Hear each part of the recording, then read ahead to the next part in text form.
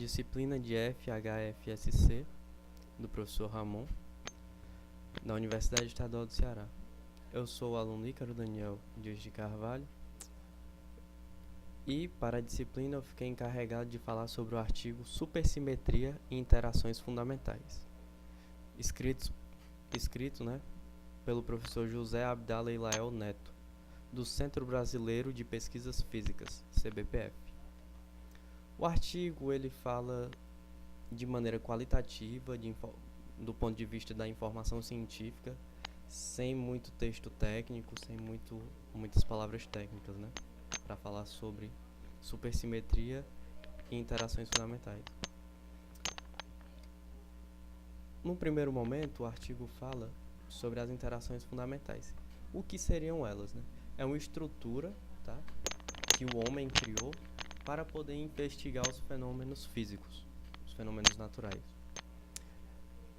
E essa estrutura se divide em 4 partes. Todos os fenômenos físicos a gente divide em 4 partes. A interação gravitacional, a interação eletromagnética, a força nuclear forte e a força nuclear fraca, ou interação forte e interação fraca. Que esse é um ponto de vista newtoniano, né? Mais simplificado para que seja possível uma abordagem mais qualitativa. Dessas 4 interações, só 2 aparecem no cotidiano e no ponto de vista macroscópico, que é a gravitação, a interação gravitacional e a interação eletromagnética. As outras 2 nós não temos contato direto, né? Que acontece, não são do ponto de vista macroscópico, são forças microscópicas, né? Digamos assim, que é a força nuclear fraca e a força nuclear forte. Mas quais os fenômenos que elas abarcam, né? Que elas englobam? A gravitação, ela está relacionada com o movimento planetário e com a organização em larga escala do nosso universo. A interação eletromagnética está relacionada à formação dos núcleos e as ligações moleculares. A força nuclear forte, essa nós não temos contato direto, tem um baixo alcance, pequeno alcance, tá? E ela é responsável pela coesão dos prótons e nêutrons e pela ligação dos quarks no interior dos hadrons. E por fim, a força nuclear fraca está relacionada a processos radioativos e decaimento atômico de átomos instáveis. A lei da gravitação universal de Newton era a representação da interação gravitacional. Porém, ela só é válida para quando a velocidade dos corpos do nosso sistema, certo, são baixas comparada à velocidade da luz. No momento em que as velocidades são comparáveis à da luz, a lei da gravitação universal ela não descreve os fenômenos com perfeição. E aí entra a teoria da relatividade geral. Um modelo que ainda está em estudo, bastante novo, bastante atual, contemporâneo, é a gravitação quântica, que ainda está em aberto e não temos uma teoria fechada para ela. Tá? Existe também a eletrodinâmica quântica, que é a eletrodinâmica do ponto de vista microscópico. E os cientistas Salan, Weber e Gleason desenvolveram a teoria eletrofraca, que é uma maneira de unificação da interação da eletrodinâmica quântica e a força nuclear fraca, certo? Eles fizeram essa unificação, mostrando que as duas, a eletrodinâmica quântica e a interação nuclear fraca, elas são, de certa maneira, têm uma origem comum. E elas se manifestam às vezes como eletrodinâmica quântica e às vezes como força nuclear fraca. Porém, é a mesma coisa que se manifesta dessas duas maneiras. Lembrando que essa estrutura de dividir a natureza por meio dessas 4 interações é uma criação do homem, uma estrutura para que se possa estudar os fenômenos, e não uma lei, algo real, certo? Então, essa teoria de unificação eletrofraca de Salam-Weber-Gleichau, desculpa, não sei falar direito, ela unificou a eletrodinâmica quântica e a força nuclear fraca. Existe a cromodinâmica quântica, a QCD, que está relacionada às interações nucleares fortes. Tá? Estudando essas 4 interações fundamentais, notou-se que a simetria é a palavra-chave. O que é simetria? Do ponto de vista bem simples, certo? Eu poderia dizer que simetria é o quê? Simetria, imagine um sistema qualquer, e eu aplico uma transformação nesse sistema. Após essa transformação, se o sistema continuar inalterado, ou seja, meu sistema, ele tem uma simetria com relação a essa transformação. Um exemplo, imagine uma esfera perfeitamente polida na sua frente, e você gira ela de um ângulo. Se você fechar os olhos, girar ela e abrir os olhos, se ela for completamente espelhada, né? Você não sabe que ela foi girada, se ela foi girada ou não. Você não tem essa percepção. Ou seja, a esfera completamente espelhada, ela tem uma simetria com relação à rotação. A transformação é a rotação, e a simetria diz que se eu fizer qualquer rotação nessa esfera, ela continua inalterada. É um exemplo, pelo menos é uma tentativa, né, de exemplificar.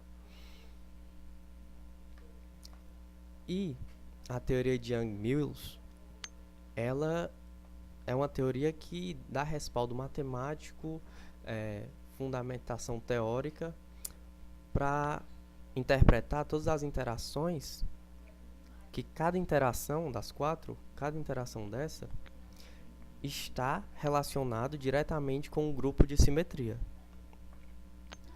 Após foi estudado por meio da teoria de Young-Mills, e a gente pode exemplificar. Os fenômenos eletromagnéticos estão associados ao U1, que é o grupo 1, associado à carga elétrica. As interações fracas ao SU2, que está relacionado ao isospin fraco.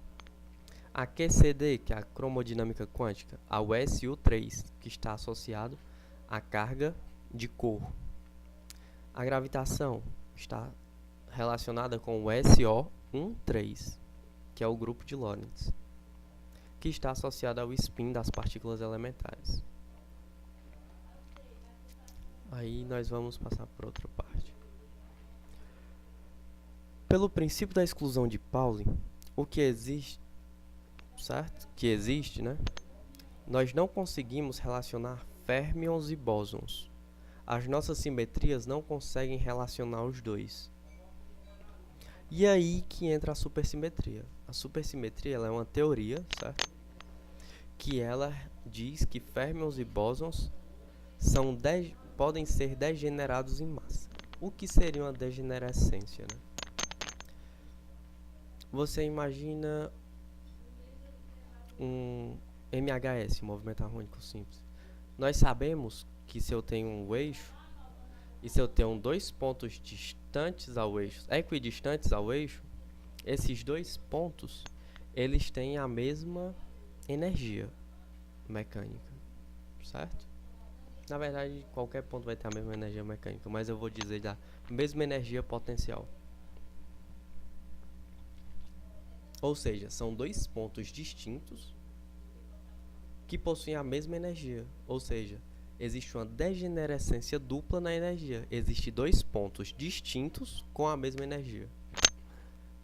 Certo? Degenerescência de massa é que existe um férmion e um bóson e ambos têm a mesma massa. Isso seria uma degenerescência em massa, né? Falado aqui no artigo. Só um exemplo. Degenerescência de massa. Certo? Até aí tudo bem? Então, que ocorre? A supersimetria, ela não é vista ainda do ponto de vista experimental, pelo menos em princípio. Acredita que a supersimetria, ela é uma simetria que está ligada ao início do universo e que após esse resfriamento, esta simetria foi quebrada sobre a degenerescência de massa, né? Foi quebrada. E é uma especulação a supersimetria. E a supersimetria, ela dá um arcabouço matemático para a quantização da gravidade, que eu falei no começo do vídeo, que ainda é um assunto em aberto.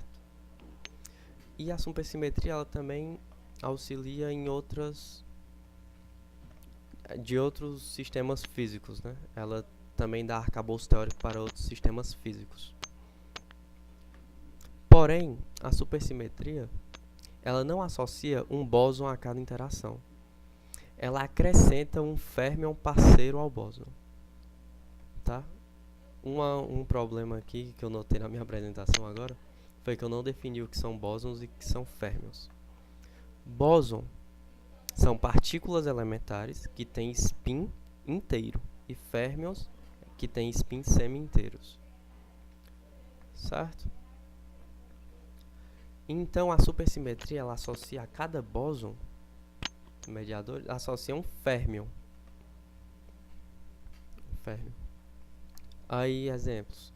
Na eletrodinâmica, o fóton é acompanhado por um férmion nêutron denominado fóton.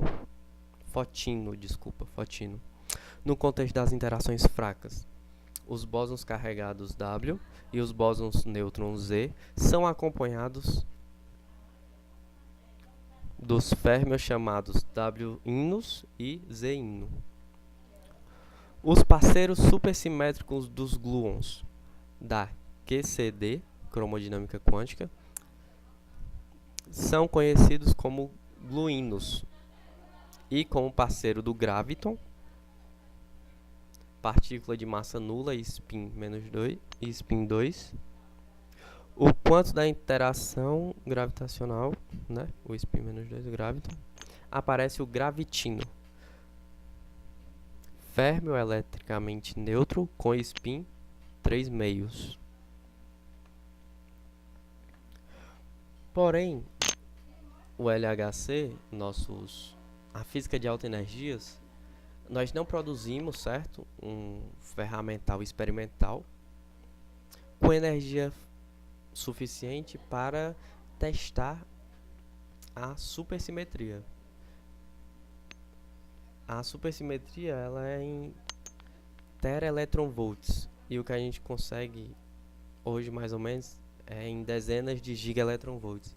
E por isso ainda nós não temos esse ferramental experimental para que possamos comprovar, validar ou não a supersimetria.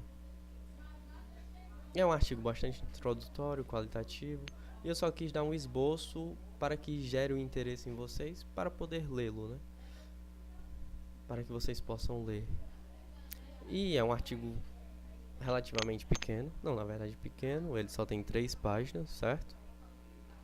E esse é o minha contribuição para a disciplina, no sentido de falar sobre o artigo.